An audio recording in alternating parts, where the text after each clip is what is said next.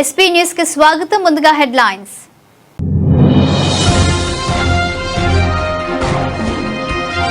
ఢిల్లీలో సైబర్ సెక్యూరిటీపై జాతీయ సదస్సును ప్రారంభించిన కేంద్ర హోంమంత్రి Amit Shah. Cyber secure India road map ను రూపొందిస్తుందని వెల్లడి.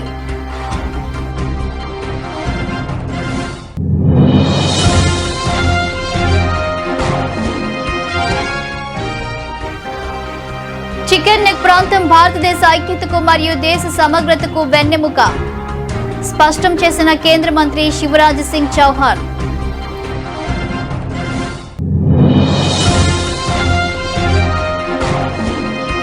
ప్రధాని మోదీపై దాడికి ప్లాన్, ఆ వీడియో షేర్ చేసిన కిరణ్ రిజిజు. కాంగ్రెస్ మహిళా ఎంపీల ప్రవర్తనను చూసి ఆ పార్టీ నేతలు గర్వపడుతున్నారని ఎద్దేవా.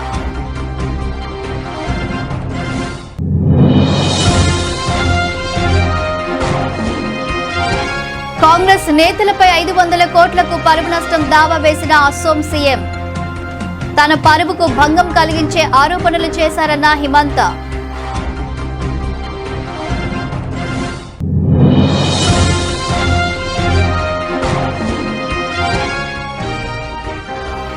తెలంగాణ వ్యాప్తంగా నేడు మున్సిపల్ ఎన్నికల పోలింగ్. తమ ఓటు హక్కును వినియోగించుకుంటున్న ప్రజలు, ప్రజా ప్రతినిధులు.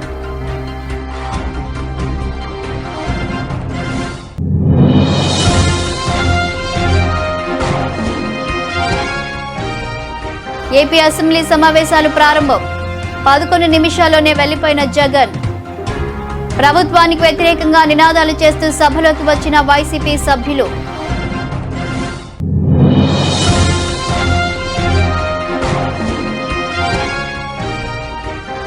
నా పేరును మార్చడానికి మీరెవరు? రేవంత్ రెడ్డిపై కిషన్ రెడ్డి ఆగ్రహం.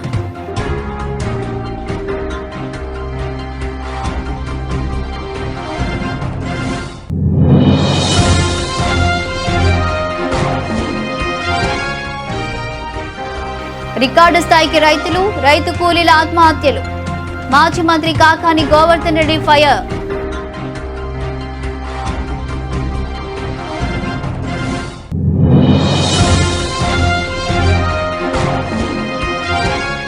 తెలంగాణ జల హక్కులకు గన్ని కొడుతుంటే బీఆర్ఎస్ ఊరుకోదు.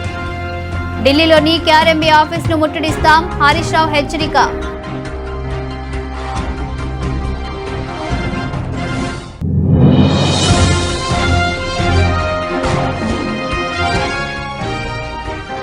బోలేబాబా డైరీని తీసుకువచ్చిందే చంద్రబాబు, తేల్చి చెప్పిన వైసీపీ నేత సజ్జల రామకృష్ణారెడ్డి.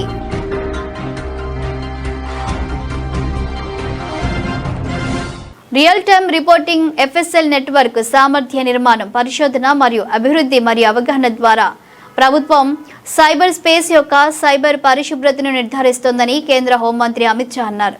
ఢిల్లీలోని సిబిఐ హెడ్ క్వార్టర్స్ లో నిర్వహించిన ట్యాంక్లింగ్ సైబర్ ఎనేబుల్డ్ ఫ్రాడ్స్ మరియు డిసమంట్లింగ్ ది ఎకోసిస్టమ్ అనే జాతీయ సదస్సును ఆయన ప్రారంభించారు. 2 రోజుల సమావేశం అన్ని వాటాదారులను ఒకే గడుగు కిందకు తీసుకురావడం ద్వారా మరియు సైబర్ నేరాలను అరికట్టడానికి వారి జ్ఞానాన్ని ఏకం చేయడం ద్వారా సైబర్ సెక్యూర్ ఇండియా అనే మోదీజీ దార్శనికతను నెరవేర్చడానికి రోడ్ మ్యాప్ ను రూపొందిస్తుందని అమిత్ షా తెలిపారు.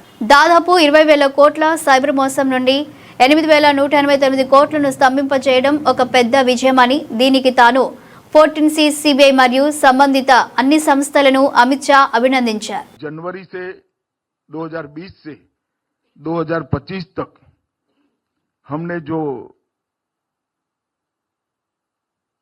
प्रयोग किया I4C का, इसकी रिपोर्टिंग पोर्टल का 30 नवंबर 2025 तक 23 करोड़ से ज्यादा उपयोग हुआ है।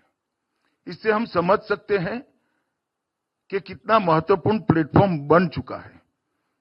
30 नवंबर 2025 तक 82 लाख साइबर क्राइम शिकायतें दर्ज हुई हैं और इसमें से 1,84,000 एफआईआर में कन्वर्ट की गई है और ढेर सारी शिकायतों का निराकरण भी आया है।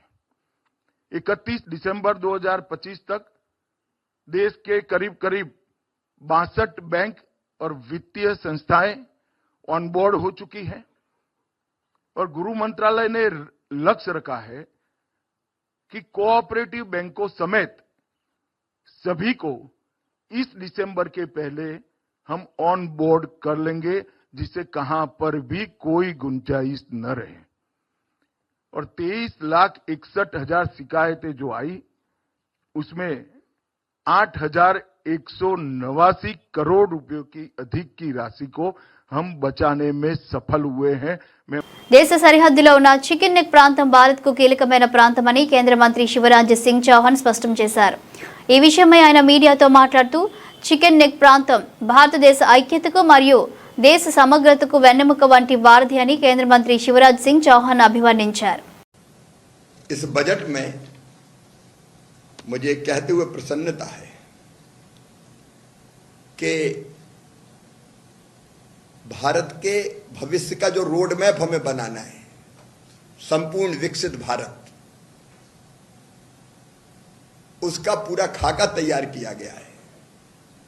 दशकों तक कांग्रेस ने नॉर्थ ईस्ट और विशेषकर असम को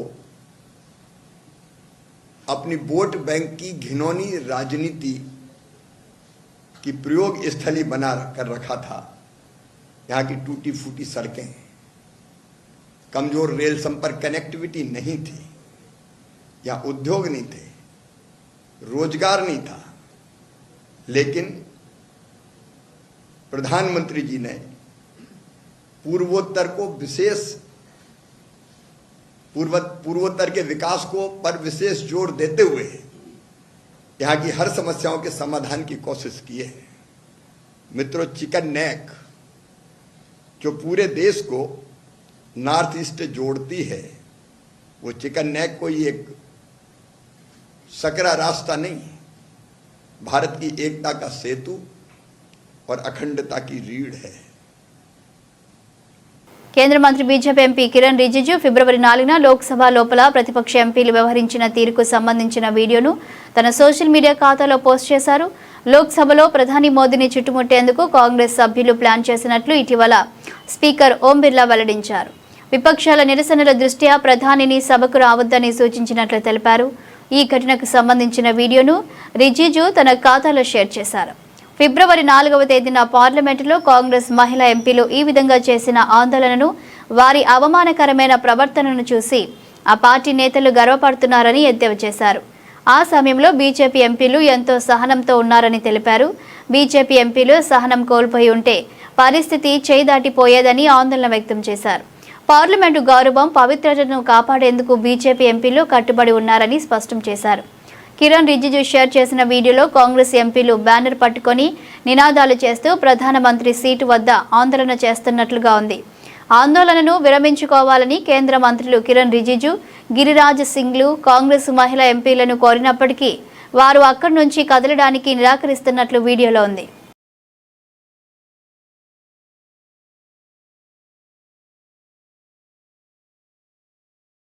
అసెంబ్లీ ఎన్నికలకు సమయం దగ్గర పడుతున్న వేళ అధికార ప్రతిపక్ష నేతల మధ్య ఆరోపణలు, ప్రత్యారోపణలు తీవ్ర రూపం దాలుస్తున్నాయి. ఈ క్రమంలో అస్సాం సీఎం హిమంత బిశ్వ శర్మ, ఆయన కుటుంబ సభ్యులు 1200 ఎకరాల భూములు ఆక్రమించారని కాంగ్రెస్ నేతలు ఆరోపించారు. దీంతో కాంగ్రెస్ నేతలు జితేంద్ర సింగ్, భూపేంద్ర సింగ్ బఘేల్, గౌరవ్ గొగోయ్లపై హిమంత 500 కోట్లకు పరువు నష్టం దావా వేశారు.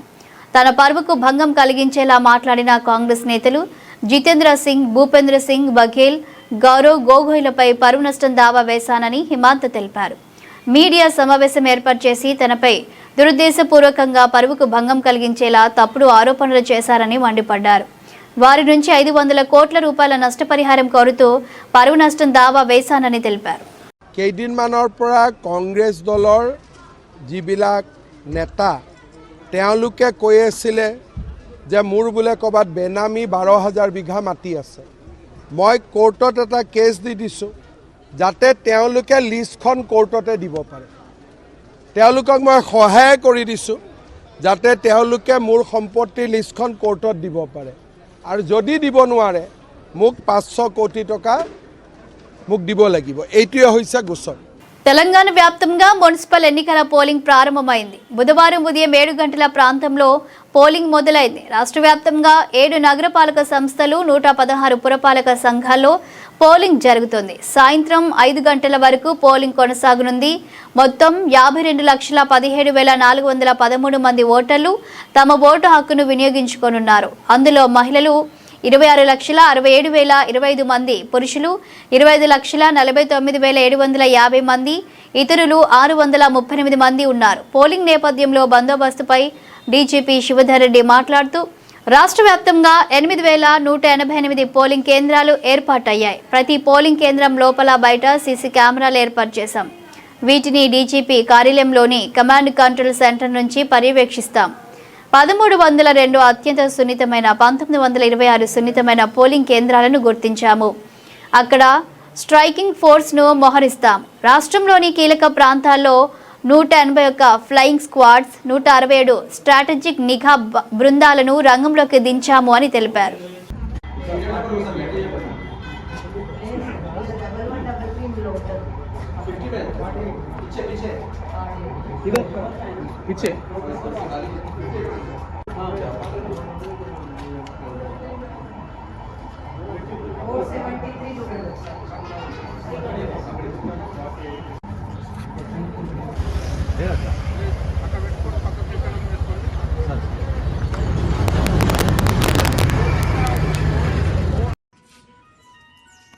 चलो అయిపోయింది బ్రదర్ చలో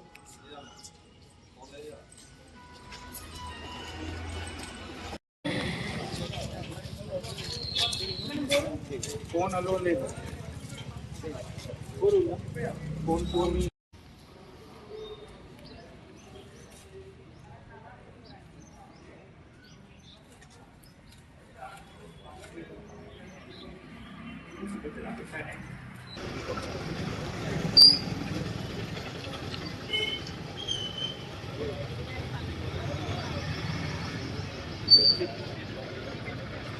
ఏపీ అసెంబ్లీ సమావేశాలు ప్రారంభమయ్యాయి. ఉభయ సభలను ఉద్దేశించి గవర్నర్ అబ్దుల్ నజీర్ ప్రసంగిస్తున్నారు. మరోపక్క శాసన సభకు వైసీపీ ఎమ్మెల్యేలు ఎమ్మెల్సీలతో కలిసి జగన్ చేరుకున్నారు. ప్రతిపక్ష హోదా ఇవ్వాలి అనే ప్లకార్డులను బ్యానర్లను పట్టుకొని వీరు అసెంబ్లీకి చేరుకున్నారు. వైసీపీ సభ్యులంతా కూటమి ప్రభుత్వానికి వ్యతిరేకంగా నినాదాలు చేసుకుంటూ వచ్చారు. గేట్ నెంబర్ 4 నుంచి ప్రభుత్వానికి వ్యతిరేకంగా నినాదాలు చేసుకుంటూ వీరు సభలోకి వెళ్లారు. వైసీపీకి ప్రతిపక్ష హోదా ఇవ్వాలంటూ నినదించారు. సూపర్ 6 హామీలను అమలు చేయాలని, నిరుద్యోగ భృతి ఇవ్వాలని డిమాండ్ చేశారు. అయితే 11 నిమిషాల వ్యవధిలోనే గవర్నర్ ప్రసంగాన్ని బాయ్కాట్ చేసి సభ నుంచి బయటకు వెళ్లిపోయారు. సభ నుంచి బయటకు వచ్చిన వెంటనే జగన్ తన కాన్వాయ్లో తాడేపల్లిలోని నివాసానికి వెళ్లిపోయారు. Arbitrary restrictions placed through misuse of section 22A and key sectors such as infrastructure, power, irrigation suffered serious setbacks.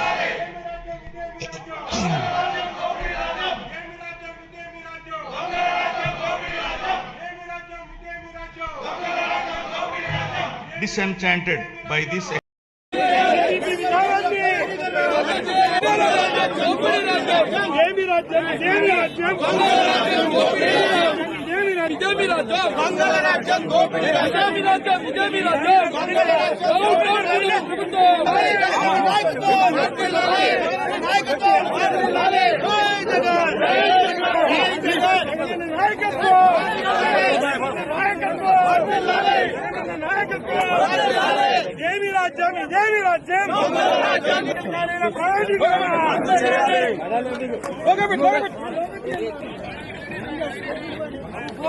మా తల్లి పెట్టిన పేరును మార్చి పిలవడానికి మీరెవరంటూ తెలంగాణ ముఖ్యమంత్రి రేవంత్ రెడ్డిపై కేంద్ర మంత్రి కిషన్ రెడ్డి తీవ్రస్థాయిలో మండిపడ్డారు. తాను ఎవరికో దత్తపుత్రుడినని, కల్వకుంట్ల కిషన్ రావు అని పేరు మార్చుకోవాలని ముఖ్యమంత్రి విమర్శలు చేయడం ఏంటని ఆయన ఆగ్రహం వ్యక్తం చేశారు. తన పేరు మార్చి పిలవడం సరికాదని అన్నారు. కేసీఆర్ రేవంత్ రెడ్డి మధ్య ఏమైనా ఉంటే వారే తేల్చుకోవాలని, తనను మధ్యలోకి లాగవద్దని సూచించారు. అంతగా అవసరమైతే మీరు రేవంత్ ఖాన్ అని మార్చుకోవచ్చని, తమకు ఎలాంటి అభ్యంతరం లేదని అన్నారు. కానీ మా తల్లి పెట్టిన పేరును మార్చడానికి మీరెవరని ప్రశ్నించారు. వ్యక్తిగత విమర్శలు సరికాదని హితవు పలికారు. మజ్లిస్ పార్టీతో కలిసి ముందుకు సాగినన్ని రోజులు మేం నిలదీస్తూనే ఉంటామని అన్నారు. తెలంగాణలో అన్ని స్థానాల్లో మజ్లిస్ పార్టీ ఎందుకు పోటీ చేయడం లేదని ప్రశ్నించారు. దానికి సంబంధించి 2 సంవత్సరాల క్రితం ఏవైతే హామీలు ఇచ్చారో హామీల గురించి మాట్లాడాల్సిందే. అది ప్రధానమైనటువంటి ఎజెండా జరగాలి. తెలంగాణ రాష్ట్రానికి పరిమితమైనటువంటి మీ హామీలు, మీరు అధికారంలోకి వచ్చారు. మీరు అధికారంలోకి వచ్చిన తర్వాత పార్లమెంట్ ఎలక్షన్స్ లో ఓటు అడిగారు. మీరు అధికారంలోకి వచ్చిన తర్వాత ఎమ్మెల్సీ ఎన్నికల్లో కూడా విస్తృతమైనటువంటి ప్రచారం చేశారు. ఎమ్మెల్సీ ఎలక్షన్స్ 46 అసెంబ్లీలలో 50% తెలంగాణలో పోలింగ్ జరిగింది. మళ్ళీ మన గ్రామ పంచాయతీ ఎలక్షన్స్ లో ఓటు అడిగారు. ఇప్పుడు మున్సిపల్ ఎలక్షన్స్ లో ఓటు అడుగుతున్నారు. మీరు గెలిచిన తర్వాత, మీరు అధికారంలోకి వచ్చి ముఖ్యమంత్రిగా ప్రమాణ స్వీకారం చేసిన తర్వాత ఇది 4వ ఎలక్షన్. అసెంబ్లీ ఎలక్షన్స్ తీసేస్తే 4వ ఎలక్షన్. ఈ 4 ఎలక్షన్స్ లో కూడా మీరు ప్రచారం చేస్తున్నారు. కాబట్టి మీరు చేసిందేందో చెప్పండి. ఎంతసేపు ఉచిత బస్సు అని ఊదరగొట్టడమే తప్ప ఏం చేశారని అడుగుతా ఉన్నాను. ఉచిత బస్సు పేరు మీద ప్రజల కడుపు నిండదు, తెలంగాణ సమస్యలు పరిష్కారం కావు. బస్సులో ఫ్రీగా తిరిగినంత మాత్రాన ప్రజలకు ఉపాధి అవకాశాలు రావు. బస్సులో తిరిగినంత మాత్రాన మీ ఇచ్చినటువంటి 6 గ్యారెంటీలు ప్రజలు మర్చిపోరు. ఉచిత బస్సులో తిరిగినంత మాత్రాన 420 హామీలు ప్రజలు మర్చిపోరు. భారతీయ జనతా పార్టీగా పదే ప్రశ్నిస్తాము. రాష్ట్రంలో టీడీపీ కూటమి ప్రభుత్వం అనుసరిస్తున్న వ్యవసాయ వ్యతిరేక విధానాల కారణంగా రైతు కూలీల ఆత్మహత్యలు, మరణాలు పెరిగిపోతున్నాయని మాజీ మంత్రి కాకాని గోవర్ధన్ రెడ్డి ఆక్షేపించారు. 2024తో పోలిస్తే గతేడాది రాష్ట్రంలో రైతు కూలీల ఆత్మహత్యలు పెరిగిపోయాయని ఆయన తెలిపారు. అంతకుముందు వైఎస్ జగన్మోహన్ రెడ్డి సర్కార్ రైతులకు వ్యవసాయాన్ని పండగలా మారిస్తే దానికి భిన్నంగా కూటమి సర్కార్ వ్యవహరిస్తుందని ఆక్షేపించారు. ఇందుకు నిదర్శనమే పెరుగుతున్న అన్నదాతల బలవన్మరణాలని కాకాని గోవర్ధన్ రెడ్డి స్పష్టం చేశారు. నివేదిక ఈరోజు ప్రచురించడం జరిగింది. ఆ పోలీసులు వెల్లడించినటువంటి నివేదికలో 2025 సంవత్సరానికి సంబంధించి 2865 మంది రైతు కూలీలు ఆత్మహత్యకు పాల్పడడం జరిగింది. అంటే దాదాపుగా 2024 సంవత్సరంతో పోలిస్తే 5% అంటే 4.8% ఇది అధికంగా ఆత్మహత్యలు నమోదు కావడం అనేటువంటిది ఇది రైతాంగాన్ని కానీ సమాజాన్ని కానీ కలవరపాటుకు గురి చేసేటువంటి. ఆ పండించినటువంటి పంటకి గిట్టుబాటు ధర లేక ఉద్యానవన పంటలకు లేవు, వ్యవసాయ పంటలకు లేవు.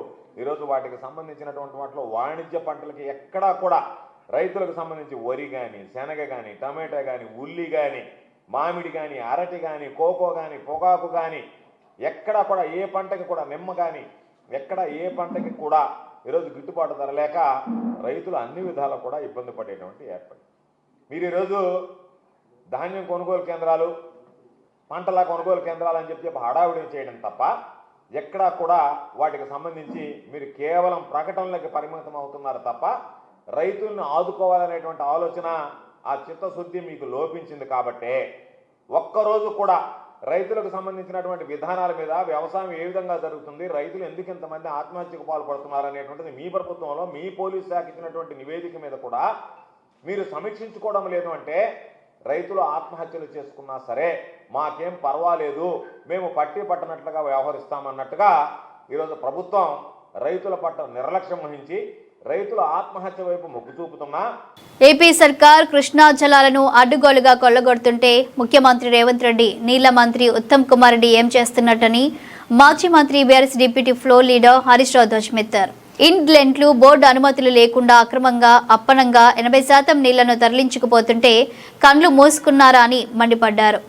జనవరి 28 నాటికే ఏపీ 664 టీఎంసీలు వాడుకున్నదని, ఇంకా 2 రోజుల్లో ఏపీ వినియోగం వాటా దాటుతుందని వెంటనే బోర్డు మీటింగ్ పెట్టి ఏపీ నీటి దోపిడీని ఆపాలని తెలంగాణ ఈఎన్సీ కేఆర్ఎంబీకి లేఖ రాసినా ఇటు రాష్ట్ర ప్రభుత్వం కృష్ణా బోర్డు పట్టించుకోలేదని నిప్పులు చెరిగారు. ఇప్పటికీ ఏపీ ప్రతిరోజు శ్రీశైలం, నాగార్జున సాగర్ నుంచి 1.5 టీఎంసీల నీటిని అప్పనంగా తరలించకపోతుంటే ఈ ప్రభుత్వం కండ్లగప్పగించి చూస్తున్నదని ఆగ్రహం వ్యక్తం చేశారు. ఈఎన్సీ 28 నాడు ఉత్తరం రాసిండు. 31 నాడు ఈఎన్సీ అమ్జద్ హుస్సేన్ గారు రిటైర్ అయ్యారు. 31 నాడు రిటైర్ అయ్యారు. ఈయన లెటర్లో 2 విషయాలు స్పష్టంగా రాసిండు. ఏమని? 2 రోజుల్లో ఆంధ్రప్రదేశ్ కోటా అయిపోతుంది అంటే ఈయన రిటైర్ అవుడు, ఆంధ్రప్రదేశ్ కోటా అయిపోవుడు ఒక్కసారి అవుతుంది. మరి ఆ తర్వాత దాన్ని పర్స్యూ చేసి బోర్డు దగ్గర కూర్చొని బోర్డు సభ్యుడైన ఈఎన్సీ దాన్ని పర్స్యూ చేయాలి. ఈ ప్రభుత్వం యొక్క లెక్కలేని తలము రేవంత్ రెడ్డి ప్రభుత్వం యొక్క నిర్లక్ష్యం ఎట్లుందంటే ఈఎన్సీ రిటైర్ అయిన తర్వాత వారం రోజుల దాకా ఈఎన్సీ పోస్టును నింపలేదు, ఖాళీగా పెట్టింది. ఇన్ఛార్జ్ అని ఇవ్వచ్చు కదా ఎవరికో ఒకరికి, ఇన్ఛార్జు ఇవ్వలేదు, ఆ పోస్టును భర్తీ చేయలేదు. ఇది ఎంత ఇంపార్టెంటు. ఒకవైపు లెక్కకు మించిన నీళ్ళు ఆంధ్రప్రదేశ్ తీసుకుపోతుంది. ఆంధ్రప్రదేశ్ యొక్క ఈ వాటర్ ఇయర్లో వాటర్ కోటా 2 రోజుల్లో ముగుస్తుంది. ఆ తర్వాత దాన్ని పరిశు ఎవరు చేయాలి? Who is the member? Is the ENC. ENC is the member of the KRMB. ఆ ఈఎన్సీ పోస్టు ఖాళీ అయితే వారం 10 రోజుల పాటు ఆ పోస్టే నింపలేదు, కనీసం ఇన్ఛార్జ్ ఇవ్వలేదు. ఎప్పుడు ఇచ్చింది తెలుసా? మన మీడియా, మీరు ప్రముఖ దినపత్రికలు, కొన్ని టీవీ ఛానళ్ళు వారం రోజులుగా ఈఎన్సీ పోస్టు ఖాళీ అని బ్యానర్లు పెట్టి పత్రికలు టీవీలు ఘోషిస్తే అప్పుడు మొద్దునిద్ర లేసింది ప్రభుత్వం.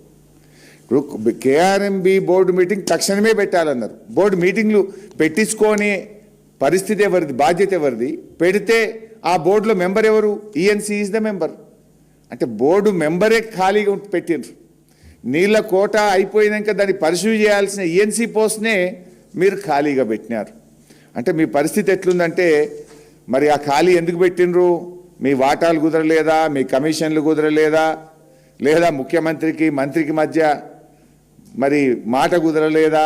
కారణం ఏదైనా ఈఎన్సీ పోస్టు వారం రోజులు ఖాళీ పెట్టడం అంటే ఎంత బాధ్యత రహిత్యం, లెక్కలేనితనం. రాష్ట్ర ప్రయోజనాలంటే పట్టదు ఈ ప్రభుత్వానికి. మన నీళ్లు అడ్డగోలుగా దోచుకుపోతుంటే దాన్ని ప్రభుత్వమే చూడాలి. కనీసం చూస్తున్న ఈఎన్సీ పోస్టు కూడా ఖాళీగా పెట్టినటువంటి పరిస్థితి ఈరోజు ఈ రాష్ట్రంలో నెలకొన్నటువంటి పరిస్థితి. బోలేబాబు డైరీని తీసుకువచ్చిందే చంద్రబాబు అని వైఎస్ఆర్సీపీ స్టేట్ కోఆర్డినేటర్ సజ్జల రామకృష్ణారెడ్డి స్పష్టం చేశారు. మళ్లీ బాబు అధికారంలోకి వచ్చాకే శాంపిల్స్ తీసి నెయ్యిలో జంతుకవ్వు కలిసిందని అంటున్నారని ఆరోపించారు. తమ హయాంలో తప్పు జరిగిందని ఎలా అంటారని సజ్జల రామకృష్ణారెడ్డి నిలదీశారు. దీనికి చంద్రబాబు సమాధానం చెప్పాలని డిమాండ్ చేశారు. మా పాయింట్ ఒకటే, అసలు ఈ మొత్తం ఇన్వెస్టిగేషన్ దేనికోసం మొదలైంది? ఈ పాయింట్ జంతువుల కొవ్వు అనే దాని మీద మొదలైంది. సుప్రీంకోర్టు కూడా సీరియస్గా దాని మీదనే మూవ్ అయ్యింది. ఇప్పుడు అందులో వచ్చిన మిగిలిన అంశాలకే చూద్దాం. ఉదాహరణకు ఆయన బోలేబాబా అంటున్నాడు. ఎవరి బోలేబాబా? చంద్రబాబు నాయుడు గారి హయాంలో హర్ష్ డైరీ అనే పేరుతో ఉన్నదే పేరు మార్చి బోలేబాబా అయింది. దానికి ఫ్యాక్టరీ ఇన్స్పెక్షన్కు ఆయన హయాంలోనే 18లోనే ఇప్పుడు 2018లో వెళ్లారు. ఆయన హయాంలో టీటీడీలో అప్పుడున్న వాళ్లే సర్టిఫికేట్ ఇచ్చారు. దానికి ఎంతో 1,80,000 లీటర్ల ప్రొక్యూర్మెంట్ ఉందనో ఇంకో సంథింగ్ అలాంటిది ఏదో ఇచ్చారు. ఎలిజిబిలిటీ ఇచ్చిన తర్వాత వాళ్ళకి సప్లై ఆర్డర్ ఇచ్చారు. సప్లై ఆర్డర్ను వాళ్ళు ఎగ్జిక్యూటివ్గా చేశారు. వాళ్లను తరువాత ఎప్పుడైతే అది బోలేబాబా మా హయాంలో దానికి సంబంధించి ఇది ఆ రోజు ఉన్నదే మా హయాంలో వచ్చింది, రిజెక్ట్ అయింది. ఇప్పుడు ఆరోపణ వేరే కంపెనీల ద్వారా వచ్చారనేది. సరే, వేరే కంపెనీల ద్వారా వచ్చి నువ్వు ఏ శాంపుల్స్ బట్టి చెప్తున్నావు? మళ్ళీ చంద్రబాబు నాయుడు గవర్నమెంట్ వచ్చిన శాంపుల్స్ నుంచే తీసుకున్నారు. ముందు చంద్రబాబు నాయుడు గారి గవర్నమెంట్ హయాంలో అదే బోలేబాబా ఎలిజిబిలిటీ వచ్చింది. హర్ష డైరీ అయిన రూపంలోనే అది పేరు మార్చుకున్న తర్వాత 2019 సెప్టెంబర్లో ఎప్పుడు మా హయాం మాది మొదలయ్యాక దాన్ని రిజెక్ట్ చేశారు. తర్వాత 2024 మా ప్రభుత్వం దిగిపోయి చంద్రబాబు నాయుడు గారు ప్రభుత్వం వచ్చిన నెలకు వచ్చిన శాంపుల్స్లో నుంచి ఈరోజు టెస్ట్ చేసి అవి కూడా బోలేబాబా నుంచి రాలే, ఏఆర్ డైరీ అనే దాని నుంచి వచ్చిందని చూసి వాటిలో ఇప్పుడు ఏదైతే చెప్తున్నారో ఇవి కనపడుతున్నాయని అంటున్నారు. ఇప్పుడు చేసిన సిట్టు ఛార్జ్ షీట్ తయారు చేసిన దాంట్లో బోలేబాబా అనేవాడు వేషం మార్చి వీళ్ళ ద్వారా చేశాడు అని అలిగేషన్ చేశారు. దట్ తేలేది న్యాయస్థానంలో తేలాల్సింది. పాయింట్ ఈజ్ ఎక్కడ కానీ ఇక్కడ ప్రభుత్వం కానీ, ప్రభుత్వం తరఫున ఉన్న వాళ్ళు కానీ, టీటీడీ బోర్డు కానీ, టీటీడీ బోర్డు సభ్యులు కానీ, టీటీడీ బోర్డు చైర్మన్ కానీ వీళ్ళందరూ దీంట్లో ఎక్కడ ఉన్నారనేది అయితే ఎక్కడ దాంట్లో లేదు. అలాంటి ఆరోపణ కానీ, ప్రస్తావన కానీ, వాళ్ళ దగ్గరికి వచ్చి వాళ్ళు ఇగ్నోర్ చేశారు లేదా చేయాలని వాళ్ళు ప్రస్తావించాలనే ఆధారాలు, వాటికి సంబంధించిన ఆధారాలు కానీ ఏమీ లేవు. సో ఆ రోజు బోలేబాబా ఎంటర్టైన్ చేసింది చంద్రబాబు నాయుడు గారు ప్రభుత్వం అంతకుముందు ఉన్నప్పుడు. మళ్ళీ వీళ్ళు తీసిన శాంపుల్స్ ఎప్పుడు తీశారయ్యా అంటే 24 జూన్లో 12 ఈయన అధికారంలోకి వచ్చాక తీసిన శాంపుల్స్ లోంచి, అంటే వీళ్ళ ప్రభుత్వం వచ్చాక తీసిన శాంపుల్స్ లోంచి తీశారు. ఈ శాంపుల్స్ కూడా బోలేబాబాకు సంబంధించినవి కావదు, ఏఆర్ డైరీకి సంబంధించినవి. ఆ ఏఆర్ డైరీకి బోలేబాబా సప్లై చేశాడనేది మా ఇన్వెస్టిగేషన్ లో. ఆసియా షూటింగ్ ఛాంపియన్షిప్ లో భారత షూటర్ల జోరు కొనసాగుతుంది. యువ shooter Aakriti Dahiya, Olympian Anjum Moudgil Asia championship rifle పిస్తోల్లో పతకాలతో మెరిశారు.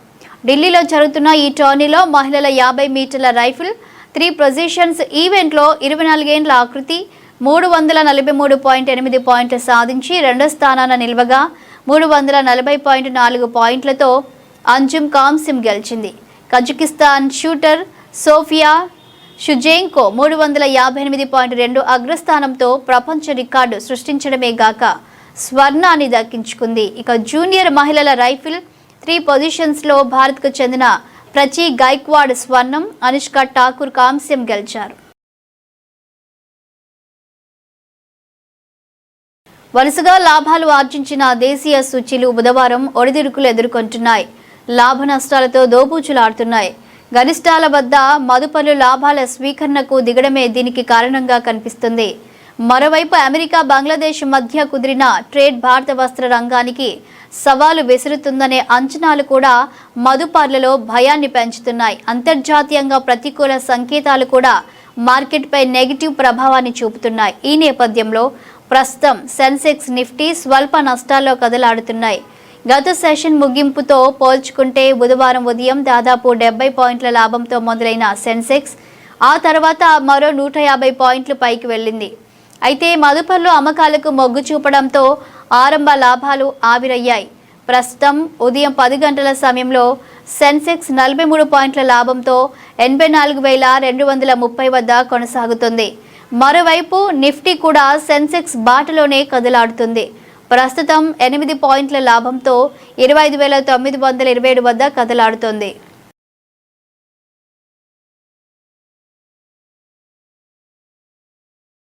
బులెటిన్ ముగించే ముందు హెడ్లైన్స్ మరోసారి.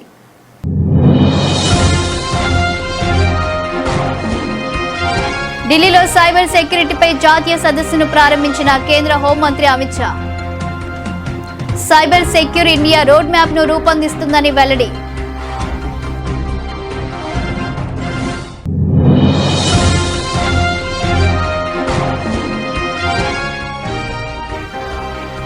చికెన్ నెక్ ప్రాంతం భారతదేశ ఐక్యతకు మరియు దేశ సమగ్రతకు వెన్నెముక స్పష్టం చేసిన కేంద్ర మంత్రి శివరాజ్ సింగ్ చౌహాన్.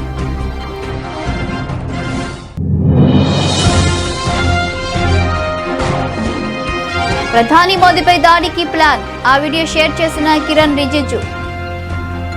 కాంగ్రెస్ మహిళా ఎంపీల ప్రవర్తనను చూసి ఆ పార్టీ నేతలు గర్వపడుతున్నారని ఎద్దేవా.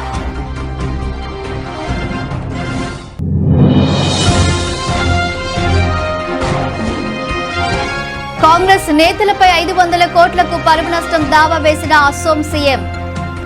తన పరువుకు భంగం కలిగించే ఆరోపణలు చేశారన్న హిమంత.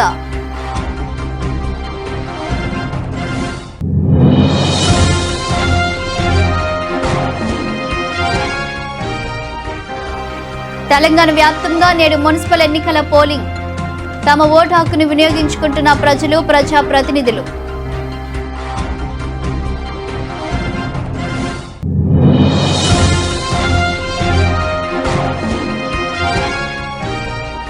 ఏపీ అసెంబ్లీ సమావేశాలు ప్రారంభం. 11 నిమిషాల్లోనే వెళ్లిపోయిన జగన్. ప్రభుత్వానికి వ్యతిరేకంగా నినాదాలు చేస్తూ సభలోకి వచ్చిన వైసీపీ సభ్యులు.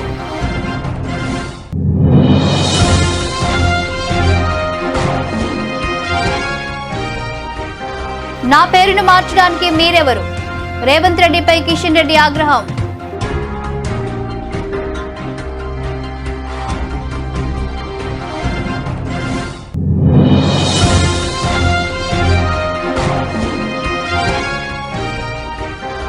రికార్డు స్థాయికి రైతులు, రైతు కూలీల ఆత్మహత్యలు.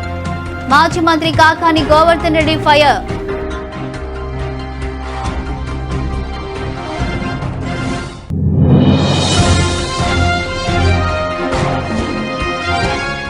తెలంగాణ జల హక్కులకు గన్ని కొడుతుంటే బీఆర్ఎస్ ఊరుకోదు. ఢిల్లీలోని కేఆర్ఎంబీ ఆఫీసును ముట్టడిస్తాం, హరీష్ రావు హెచ్చరిక.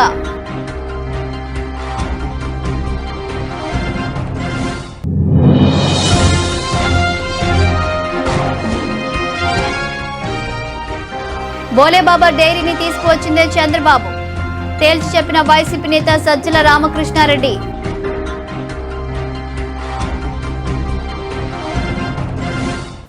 ఇవి bulletin updates. Keep watching news.